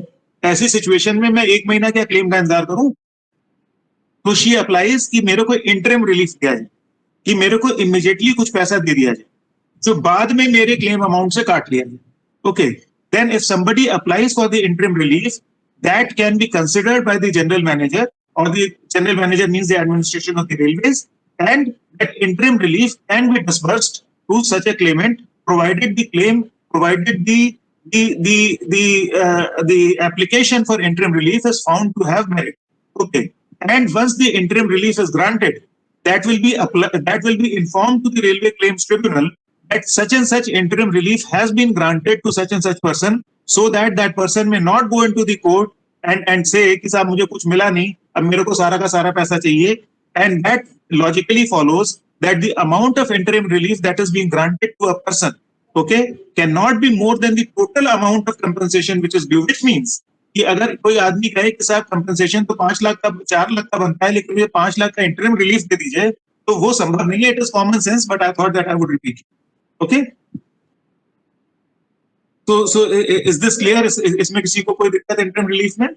Okay, now the question is to which railway the claim is to be made. Okay, the claim for compensation can be made either to the booking railway or the destination railway or the railway on which loss, damage or partial shortage has taken place. Coming back to that example of transportation of my consignment from Lucknow to Chayapuri station in Baroda. Okay, so the consignment originated on Northern Railway Lucknow station. It passed through Jhansi, which is North Central Railway, and it ended up in Baroda, which is Western Railway. So in either of these three railways, if it is suspected that the loss or the deterioration or the pilferage of the consignment took place in Jhansi, then the claim can be filed in Jhansi. Otherwise, the claim should be filed in either the booking railway, which is Northern Railway, or the destination railway, which is the Western Railway. However, the settlement of the claim shall always take place at the destination. Okay, and if the claim is not filed with the destination railway, then it will be forwarded to the destination. Okay, so it is always better that in case of claim, the claim should be filed at the destination railway, क्योंकि इसका क्या मतलब है कि आप northern railway में file कर रहे हैं और फिर वहां से क्लेम यहाँ फॉरवर्ड हो रहा है. अब आपका सवाल ये हो सकता है कि तो फिर ये प्रोविजन ही क्यों दिया गया है कि आप कहीं भी फाइल कर सकते हैं? ये प्रोविजन इसलिए दिया गया है, this provision has been given because the person at the destination, the consignee, may for some reason may not be in a position to file a claim within the stipulated period of time. ऐसा हो सकता है कि मैं 6 महीने के लिए कहीं गया हूं. ऐसा भी हो सकता है कि उस लॉस की वजह से मेरे ऊपर कोई ऐसी कैटास्ट्रफी आ पड़ी, मेरे कुछ कागज थे जो चले गए कि मैं उसको सुलटाने में जुटा हुआ हूं, मेरे पास टाइम ही नहीं है क्लेम फाइल करने का. ठीक है, तो ऐसी सिचुएशन में I may advise the person who has booked the consignment from the originating railway, भी आप क्लेम वहां पे फाइल कर दो जब तक मैं यहाँ का सवाल जो है वो सब सुलटा हूं. समझ में आई बात? कि ऐसी सिचुएशन हो सकती है कि डेस्टिनेशन रेलवे पे क्लेम फाइल करने में कोई दिक्कत हो because of the loss of the consignment और अदरवाइज. ओके, तो ऐसे में क्लेम का एक टाइम होता है, वो टाइम ना निकल जाए इसलिए उसको ओरिजिनेटिंग स्टेशन पे भी फाइल करवाया जा सकता है उस व्यक्ति के द्वारा जिसके पास समय हो. इसलिए ये प्रोविजन दिया गया. Got it? Authority with whom claim can be filed. Okay, claim can be filed with either the general manager, with chief commercial manager, with chief claims officer, or at the station goods or goods shed or parcel office, as the case may be. If it is the loss of goods, then the goods shed. If it is the loss, damage or deterioration of parcel, then at the parcel office. तो हमारे customer को हम लोगों ने सारे option दे रखे हैं कि आपको जहां पे भी क्लेम फाइल करना है आप क्लेम फाइल कर सकते हैं हमारे रेलवे के खिलाफ, अगर आपको लगता है कि आपके साथ कोई ज्यादती हुई है रेलवे के कारण. Time limit for filing a claim is within 6 months of the date of booking of the goods. Okay, तो मीनिंग कर रहा है कि अगर 1 दिसंबर को सामान बुक हुआ है, सॉरी 1 जनवरी को सामान बुक हुआ है, तो 30 जून तक आप क्लेम फाइल कर सकते हैं. 1 जुलाई पे आपका क्लेम वो टाइम बाउंड हो जाएगा और फिर उसके बाद आप अपना क्लेम फाइल नहीं कर पाएंगे एडमिनिस्ट्रेशन के साथ. हाँ, इसका एक एक्सेप्शन है, और एक्सेप्शन ये है कि अगर जनरल मैनेजर को आप अप्लाई करते हैं, टाइम बाउंड हो गया है, and you apply to the general manager with cogent reasons, with cogent and meritorious reasons why you were unable to file a claim within 6 months, and the administration, which is represented by the general manager, that administration finds that you have merit in your arguments and there are sufficient reasons for you so as not to be able to file a claim within 6 months, then that time bar can be lifted and the general manager can allow you to file the claim. Okay, अब आप इसका example पूछेंगे. इसका example ये है कि एक घर में लड़की की शादी थी और लड़की की शादी वो लोअर मिडिल क्लास घर था, बहुत वेल ऑफ नहीं थे फाइनेंशियली. लड़की की शादी का सामान उन्होंने बुक किया ट्रंक्स में रख के और वो ट्रंक्स डेस्टिनेशन पे नहीं पहुंचे. जब वो ट्रंक्स डेस्टिनेशन पे नहीं पहुंचे तो लड़की की शादी नहीं हो पाई. ओके, जो भी उसके पीछे कारण रहे हों, और वो शादी नहीं हो पाई और उसका इतना धक्का लगा कि उस घर के जो गृह स्वामी थे उनका हार्ट अटैक से मृत्यु हो गई. नाउ ऐसी सिचुएशन में where a marriage has been broken and one of the persons in the house, the head of the family or the oldest person of the family has also died, आदमी उसको संभालेगा कि claim file करेगा? Okay, और originating station पे उनके पास कोई नहीं था जो कि क्लेम फाइल करता. तो ऐसी सिचुएशन में now this family applies to the general manager after 6 months and they say कि सर हमारे यहाँ इतना बड़ा हादसा हो गया आपके कारण, ठीक है, अब 6 महीने में हम क्लेम नहीं फाइल कर पाए, हमें अलाउ किया जाए कि हम क्लेम फाइल करेंगे क्योंकि हमारे यहाँ ये सब चीजें हुई हैं, शादी टूटी है, एक मौत हुई है, भगवान ने करे ऐसा हो. It is only a hypothetical situation that I am putting in front of you. God forbid that it may happen to anybody. Okay, तो ऐसी सिचुएशन में the general manager will and should allow the claim to be filed after the period of 6 months, once lifting the time bar. Okay. Of course, this is a very extreme example. Off the cuff मेरे दिमाग में example आया. Examples और भी हो सकते हैं, कोई भी और रीजन हो सकता है. जैसे मैंने कहा कि उस पार्सल के अंदर इंपॉर्टेंट पेपर्स भी थे, ठीक है, डिग्री थी, हाई स्कूल का सर्टिफिकेट था, फलाना था, ढिमकाना था, ठीक है, वो सब खो गए. अब मेरे को इमीडिएटली उन सब की डुप्लीकेट कॉपीज निकलवानी थी, मैं उसमें जुटा. वो सब करवाने के बाद मैं आपके पास क्लेम फाइल करने के लिए आया हूँ क्योंकि वो मेरे लिए उस वक्त ज्यादा इंपॉर्टेंट था. That is also good enough reason to lift the time bar. Okay, false claims. False claims का मतलब ये है that somebody wrongly claims, puts a claim on the railways. Let me give you an example that somebody books an air conditioner, okay, from Baroda to Delhi. But in that box, which is supposed to contain an air conditioner, there are only a few rocks. When that box reaches its destination, okay, that person claims that somebody has stolen the air conditioner en route and has replaced that air conditioner with some rocks in that box. He files a claim. An inquiry is conducted and it is found that his claim is incorrect because there is no sign of any tampering done with the box or its packing. So it is proved beyond any doubt that that person is making a false claim. He had not booked an air conditioner. He simply sent some rocks in a box in order to defraud the railways and have a claim from the railways. In such a circumstance, it will be treated as a false claim and that person will be penalized with a maximum penalty of imprisonment up to 3 years, which is quite a hefty penalty. पता नहीं आप में से किसी ने jail देखा है कि नहीं देखा है. मैंने देखा है, इसलिए नहीं क्योंकि मैं जेल गया हूँ, इसलिए क्योंकि मैं पुलिस ऑफिसर का लड़का हूँ. सो आई हैव सीन जेल, अंदर से भी देखा है मैंने, ठीक है. It's not a happy place at all. एक दिन भी बहुत मुश्किल है, 3 साल तो बहुत लंबा टाइम. ओके, तो इसलिए what I am trying to tell you is that it is a very hefty punishment if somebody makes a false claim. दूसरा एग्जांपल मैं आपको देता हूं कि एक व्यक्ति जो है वो उसकी हत्या हुई. Okay, somebody was killed and उसकी लाश को ले जाकर जो मिसक्रिएंट्स हैं, किसी का उन्होंने गला घोंट के मारा और वह उसकी लाश को ले जाकर उन्होंने रेलवे ट्रैक्स पे रख दिया और उसके ऊपर से ट्रेन निकल गई. ओके, अब ऐसी सिचुएशन में उन्होंने क्लेम किया कि भाई ये हमारा बंदा जो है रेलवे एक्सीडेंट से मरा है.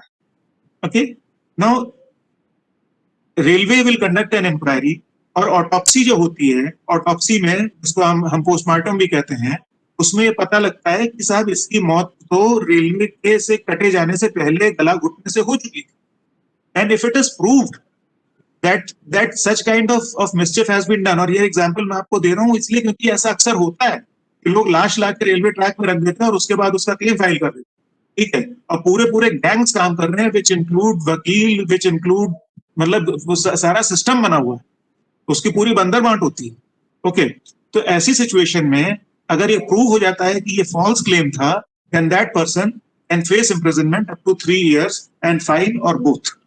Understood? किसी को इसमें कुछ सवाल करना है? कोई डाउट?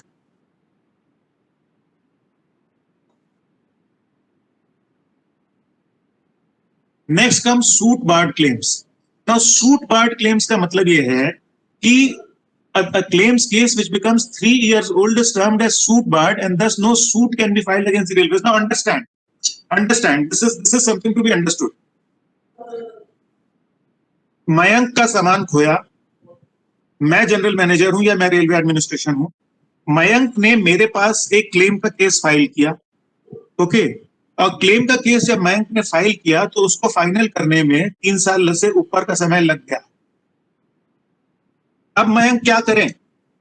तो मयंक कहते हैं कि साहब मैं तो जाऊंगा कोर्ट, लेकिन रेलवे कहती है कि 3 साल का समय गुजर चुका है, अब आप कोर्ट भी नहीं जा सकते।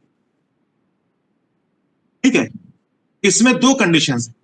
पहली कंडीशन यह है कि 3 साल का समय क्यों लगा, किसकी गलती थी? अगर गलती मयंक की थी, क्या गलती थी? Always remember that there is no claim without documentation. अगर आप, जैसे कल मेरे साथ हुआ, मैं बाटा से अपना रिफंड लेके आया हूं, ठीक है, अगर आपके पास रसीद नहीं है तो आप क्लेम फाइल नहीं कर सकते। तो मयंक ने अपना क्लेम तो फाइल किया, लेकिन रेलवे को जिन डॉक्यूमेंट्स की जरूरत थी, मयंक ने बार बार रेलवे के मांगने पर भी वो डॉक्यूमेंट्स रेलवे को नहीं दिए। ठीक है, और इस प्रोसेस में रेलवे डॉक्यूमेंट्स मयंक से मांगती रही और मयंक रेलवे को डॉक्यूमेंट्स नहीं देते रहे, और 3 साल का समय निकल गया, और उसके बाद मयंक ने कहा कि मैं कोर्ट जाऊंगा।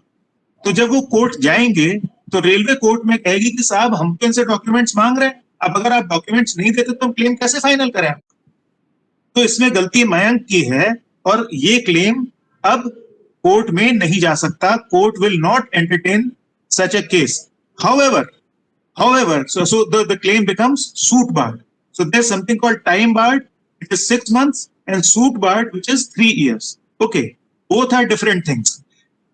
The next condition is that Mayank has provided all the documents that the railways asked for. मैंने जो डॉक्यूमेंट मयंक से मांगे, मयंक ने मेरे को दे दी। उसके बाद मैं अपने घनचक्कर पने में लगा रहा और मैंने 3 साल गुजार दी। उसके बाद मयंक जाते हैं कोर्ट में, तो ऐसी सिचुएशन में सूट बार्ड नहीं होगा। क्यों? क्योंकि मयंक इस बात को प्रूव कर देंगे कि साहब मैंने तो सारा सामान दिया था ना रेलवे को, रेलवे की रिसीविंग है मेरे पास। अब अगर मैंने रेलवे को सारे डॉक्यूमेंट्स दे दिए और रेलवे उस पर बैठ के उसके ऊपर जो है जो भी कर रही है, ठीक है, तो ऐसी सिचुएशन में फिर मयंक की क्या गलती है? तो इसलिए Mayank will not be suit barred, okay, and Mayank will be allowed to file his case. वैसे भी ये पावर जनरल मैनेजर्स को दी गई है, just like the power of admitting time barred claims. The general manager can also waive off suit barred aspect of a claim depending upon the merit of the case. Okay, तो time barred कि कितने time में आप claim file कर सकते हैं, ये हुआ time barred. Suit barred claim file कर दी है लेकिन क्लेम किसी कारण से फाइनल नहीं हो रही है, ओके, तो कितने टाइम बाद आप केस कर सकते हैं या नहीं कर सकते, और किस कंडीशन में केस कर सकते हैं या किस कंडीशन में केस नहीं कर सकते। Okay, this is suit bar. So there is a difference between time bar and suit bar. Is it understood और do I need to explain further?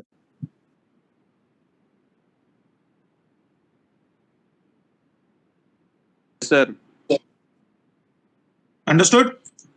Yes sir. Okay, great. मैं तो समझ ही गया, बाकी सबको समझा दे रहे हैं। Non-received sell.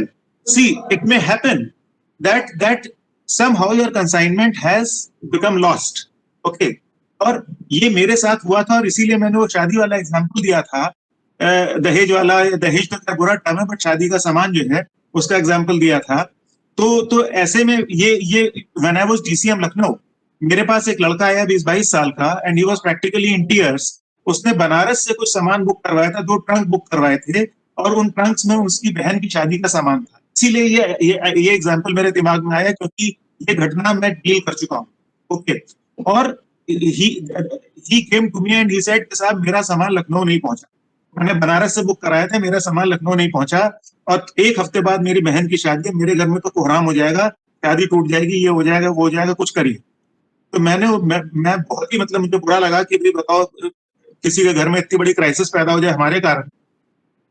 तो मैंने उससे वायदा किया कि आप चिंता मत करिए, आपकी बहन की शादी से पहले प्रेफरेबली अगले 2-3 दिन में सामान आपका मिल जाए, ठीक है।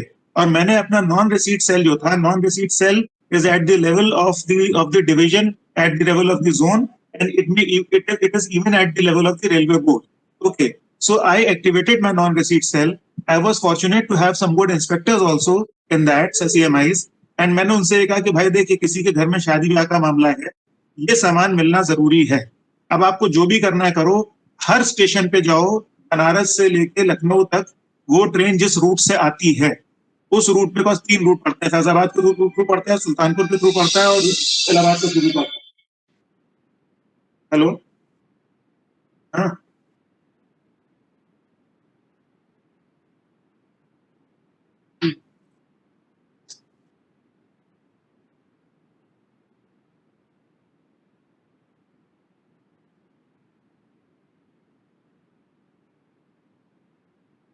अच्छा 989-327।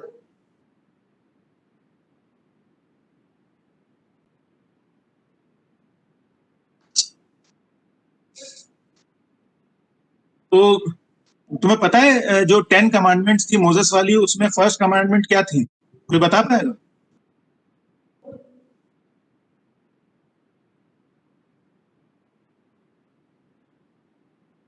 जो मोसेस के 10 कमांडमेंट्स थी उसमें फर्स्ट कमांडमेंट क्या थी?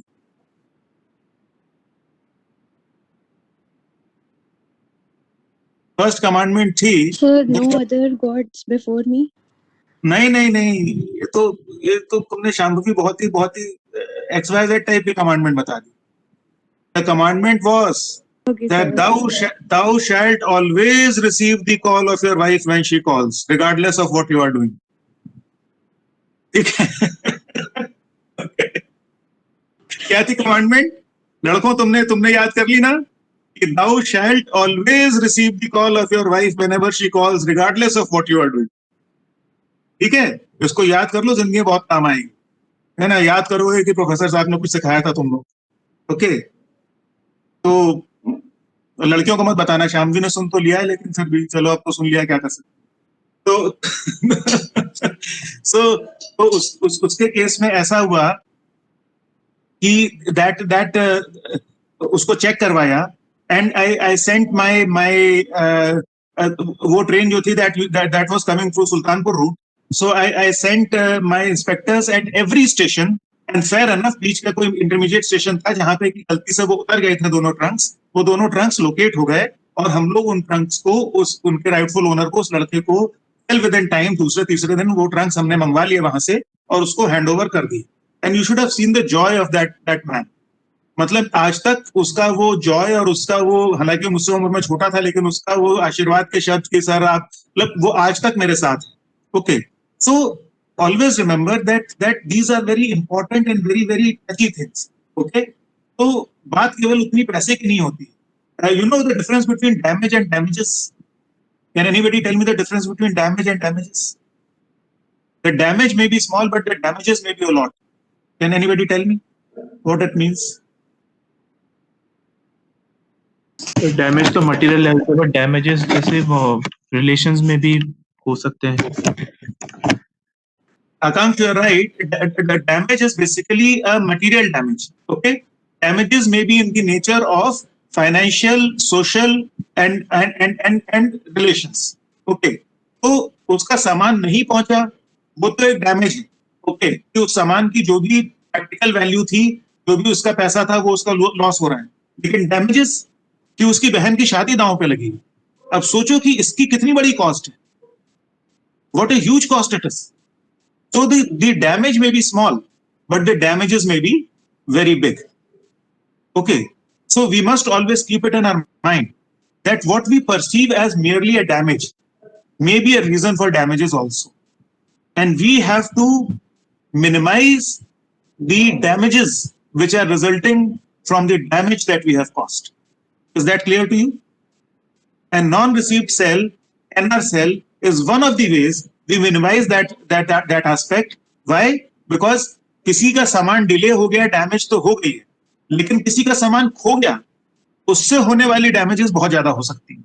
जैसा मैंने बताया, उसमें शादी का सामान हो सकता है, उसमें वैल्यूएबल्स हो सकते हैं, उसके अंदर ऐसी चीजें हो सकती है जिनका बहुत हाई इमोशनल कंटेंट है, उसके अंदर जरूरी कागजात हो सकते हैं, ठीक है, उसके अंदर कुछ भी ऐसी चीज हो सकती है जो कि अगर खो गई तो सामने वाले को बहुत उसकी तकलीफ उठानी पड़ जाएगी, भले उस चीज की वैसे कोई वैल्यू ना हो, ठीक है। तो इसलिए ऐसी सिचुएशन में, because we are carrying and we don't know what exactly we are carrying, how important it is to the other person, therefore the non-receipt cell has to work properly. Our entire focus should be कि non-receipt cell तक बात जाए ही ना, लेकिन अगर जाए तो सामान लोकेट हो जाए, इस पे हमारा फोकस होना चाहिए, and we should all try to get this thing done. Last is the RCT, Railway Claims Tribunal. It was set up under the Railway Claims Tribunal Act 1987. The tribunal has 21 branches in 18 major cities of the country. The objective of setting up the tribunal is to provide quicker relief and early payment. Basically, क्या है? What is a tribunal? Can anybody tell me what is a tribunal?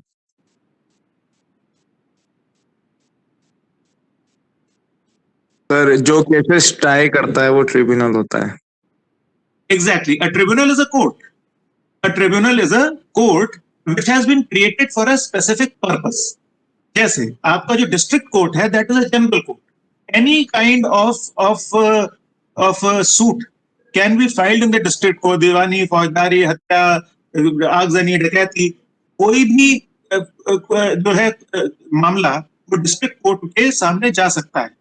लेकिन railway claims tribunal के सामने केवल railway से related मामला ही जा सकता है, कोई और मामला नहीं जा सकता। अब अगर रेलवे एक्सीडेंट हुआ है या कोई डेथ या और इंजरी किसी अनटूवर्ड इंसिडेंट के कारण रेलवे में हुई है, then the claimant can file और claimant has to file directly the claim between the railway claims tribunal. Okay, कि रेलवे एक्सीडेंट के केस में, और हमारे पास एक्चुअली इंस्पेक्टर्स होते हैं, क्लेम्स इंस्पेक्टर्स होते हैं who actually help the victims of such accidents or the dependents of the victims of such accidents to file these cases in front of the RCT, because इसका जो procedure होता है सबको नहीं पता होता है, हालांकि कई लॉयर्स हैं जो इसमें स्पेशलाइज भी करते हैं। ओके, और दूसरा ये है कि for loss, destruction, damage and deterioration और नॉन डिलीवरी और एनिमल्स और goods, the claimant has to first approach the railway administration for a redressal of the problem, for a claim, and if they are not satisfied with the claim which has been given or not given or partially given by the railway administration, then they can file a case in the railway claims tribunal. Okay? Railway claims tribunal की powers जो हैं, they are the powers of a civil court. Okay, except that a civil court can try any damn thing under the earth, under the sun, but the Railway Claims Tribunal will only try cases related to claims arising out of issues in the railways.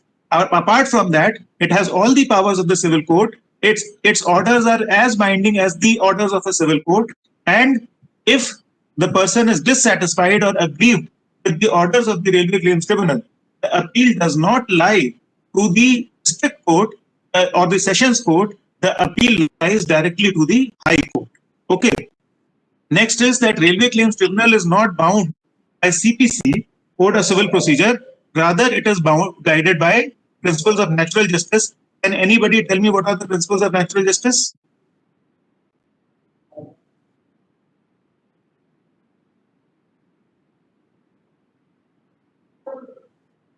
तो बता पाएगा भाई?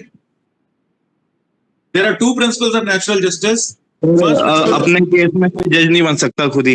हाँ, that is called nemo judex in res हुआ, okay, और nemo judex in causes हुआ. Nobody can be a judge in his own cause. Yusuf ने सही बताया। दूसरा principle of natural justice क्या है? A fair hearing from the other side. Yes, it's called audi aeternam partem. Here to listen to both sides. So first principle of natural justice is nemo judex in res हुआ और nemo judex in causes हुआ, and the other is audi aeternam partem. These are Latin terms, जैसे हमारे संस्कृत में कई चीजें होती हैं, okay, and they are the bedrocks. They are the bedrocks of the justice system of any kind of justice system. Principle of natural justice may not be written, but they shall always apply. Till there is nature, principles of natural justice shall apply. Okay, so the tribunals, they try it on the basis of principles of natural justice. they listen to the parties, they evaluate the evidence whichever is in front of them, and depending upon the evidence, depending upon the paperwork, depending upon the claims, they award or deny the claim. Okay. The powers. Sir इनकी bench क्या होती है, कहाँ बैठते हैं ये RCT? RCT यार तो अलग अलग मैंने बताया ना कि जो है 21 बेंचेस हैं, 18 में जैसे लखनऊ में है, दिल्ली में है, तो अब 18 मेजर सिटीज वो कौन सी है मेरे को सारी तो याद नहीं है, ठीक है, बट मतलब 18 is quite a good number. Okay, sir. ऐसा समझ लो कि जहां पे डिविजनल हेडक्वार्टर है वहां पे तो है ही, इस तरह से हो। Sorry, not divisional headquarter, zonal headquarter, ठीक है। बाकी 18 कौन सी सिटीज हैं मैं इसमें ऐड कर दूंगा, सिंस तुमने ये सवाल पूछा है तो मैं पता करके इसमें ऐड कर दूंगा कि कौन सी वो 18 शहर हैं जिसमें। ओके, पावर्स पेपर में मत पूछना सर। नहीं, पेपर्स में नहीं पूछ रहा हूँ। यार तुम तो बड़े कानूनी आदमी हो। My father is lawyer. वो दिख रहा है मेरे को, दिख रहा है वो कानूनी खून का उबाल मेरे को नजर आ रहा है मेरे दोस्त।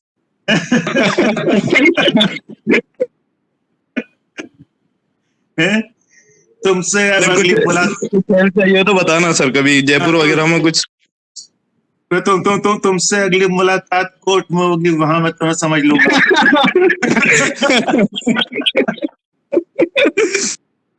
जो मुझे पूछना है मैं पूछूंगा, अगर तुम्हें पसंद नहीं आ रहा है तो तुम रेलवे क्लेम्स ट्रिब्यूनल जा सकते हो। नहीं, पासिंग लाइक बता दो। Okay, so powers and authorities of RCT are just like civil courts, ठीक है, सारी की सारी लिखी हैं। पेपर्स पैटर्न, पेपर का पैटर्न ये है that paper will be in two parts. Part A is of 10 numbers, okay, and it contains only objective type questions, okay, यानी उसमें आप 10 में से 10 पा सकते हैं। Part B is of 40 numbers, इसमें first question is again objective type, तो effectively आपके 50 में से 15 नंबर जो हैं वो ऑब्जेक्टिव टाइप हो जाते हैं, okay, rest is descriptive type. The paper has a covering on it, first page, which देखो मैं तुम्हें शायद इसको दिखा पाऊं, पेपर नहीं दिखा रहा हूं। खुश मत हो जाना, ठीक है, नहीं अभी नहीं हो पाएगा। Anyway, so the paper has a covering on it, जिसके ऊपर सारे इंस्ट्रक्शंस बड़े क्लियरली मैंने दिए हैं। 35 मिनट का पेपर है, मैंने ये भी लिखा है कि पेपर 35 मिनट का है, कौन से पार्ट पे कितना टाइम आप लगाना चाहते हैं ये आपकी मर्जी है, मैं नहीं बताने वाला हूँ आपको, ओके। और एक चीज बड़ी इंपॉर्टेंट है, that in case of objective type I will not entertain cutting और ओवरराइटिंग और alteration. Cutting, oblique overwriting, oblique alteration of an answer which has been already written will be treated as unfair means and no credit shall be given. एक number भी उसके लिए नहीं दिया जाएगा। इसलिए अगर आप अनश्योर हैं तो पेंसिल से लिख लीजिए, ठीक है, और अगर आप श्योर हैं तो पेन से लिख लीजिए, लेकिन कटिंग और ओवरराइटिंग या ऑल्टरेशन एक्सेप्टेड नहीं है। मेरे पास आकर मत कहिएगा, अब तो मेरे पास एक बंदा भी है अपना साथ का जो कह रहा है कि जयपुर में कोई हेल्प चाहिए हो तो केस जयपुर में फाइल करूंगा, दौड़ा के रख दूंगा, बता रहा हूँ, ठीक है। ओके, तो मुझे तो बात कर दे रहा हूँ सर, मतलब मैं तो पास हूँ। तुम तो पास हो, तुमसे तो अलग से बात हो जाएगी ना फिर। ये देखो डिस्क्रिप्ट में क्या चीज आएगी क्या? है, क्या चीज क्या आएंगे, क्या पूछा, समझ नहीं आया? चॉइस सर, चॉइस भाई, इतने में से इतने करना। हाँ, हर सवाल में चॉइस है, हर सवाल में चॉइस है, एवरी क्वेश्चन हैज चॉइसेस। जैसे शॉर्ट नोट्स लिखने हैं, शॉर्ट नोट्स लिखने तो 4 दिए जिसमें से 2 में शॉर्ट नोट्स लिखने हैं, डिफरेंशिएट बिटवीन में 4 दिए उनमें से 2 करना, तो 50% की चॉइस दिया है, choice is there. Okay sir, thank you sir. मैं इतना बुरा दिखता हूं मगर हूं नहीं यार, ऐसी बात नहीं। तो आरसीटी कंपनसेशन क्लेम्स, ठीक है, you have to apply within 1 year of the occurrence of the accident और incidence and no liability in case of collision between trains and road vehicles at level crossings in which railway passengers are not involved. Okay. और बाकी इसको आप पढ़ लीजिएगा, इसमें कुछ समझाने का है नहीं, ठीक है. So धन्यवाद. Okay. We have, I think, managed to finish the whole session within time. 5 minute exceed हुआ है. Okay, so I am open to any questions, suggestions, criticism, वगैरह वगैरह. This presentation has already been loaded into the Google Drive, which has been created for that purpose by your CCD. All the presentations of commercial, which means introduction to commercial, passenger traffic, goods traffic, parcel traffic, all these lectures have been uploaded in the Google Drive. You can download them from the Google Drive. कुछ बोलना हो तो बोलिए, नहीं बोलना हो तो नमस्कार कीजिए. पैसेंजर वाले पीपीटी में सारे बायहर्ट याद करने हैं क्या? क्या याद करेंगे? Sir sections. नहीं, सेक्शंस वगैरह नहीं पूछे. Okay sir, thank you. बाकी ये है कि अगर आप कोई आंसर देने में कोई सेक्शन वगैरह डाल के अपने आंसर को एनरिच करना चाहते हैं, वो आपकी मर्जी. That of course depends upon you. Okay sir. But I have not asked कि कौन सा सेक्शन किस चीज का. वो तुम्हारे लेवल का नहीं है यार. तुम्हारे लेवल पे थोड़ा सा समझदारी के सवाल पूछे जाते हैं, इतने फैक्चुअल भी नहीं पूछे जाते. ठीक है. Okay sir. चलो फिर, कैन वी से Tata? Thank you very much for giving a patient listening to me for all these days. Thank you, Anudeep. Thanks a lot. Okay. I do believe that teaching should not be a very monotonous affair. So I try to keep it as light as possible within the bounds of decency. Okay. So hope to see you in the exam. I will be one of the invigilators. ठीक है. और फिर मुलाकात होती है. And wish you all the best for your exam which is I think which is tomorrow. Do well. और ऐसा कुछ नहीं, सब पास हो जाते हैं यार, कोई फेल नहीं होता. ओके सर, मेरा रूममेट कुछ पूछना चाहता है सर. आप पूछो. वो भी तुम्हारे थ्रू ही पूछेगा. बताओ. हाँ बोलो. मैं दूसरे ग्रुप में हूँ ना सर. हाँ बोलो. सर आपका बॉन्साई कलेक्शन बहुत अच्छा है, कभी देखने के लिए आ सकते हैं क्या? ऑलवेज वेलकम यार. बोनसाई है, एक्वेरियम है, एक तोता है, 2 कुत्ते हैं और मैं भी हूँ. ठीक है. मैंने बाहर से देखा था सर आपके घर के, तो काफी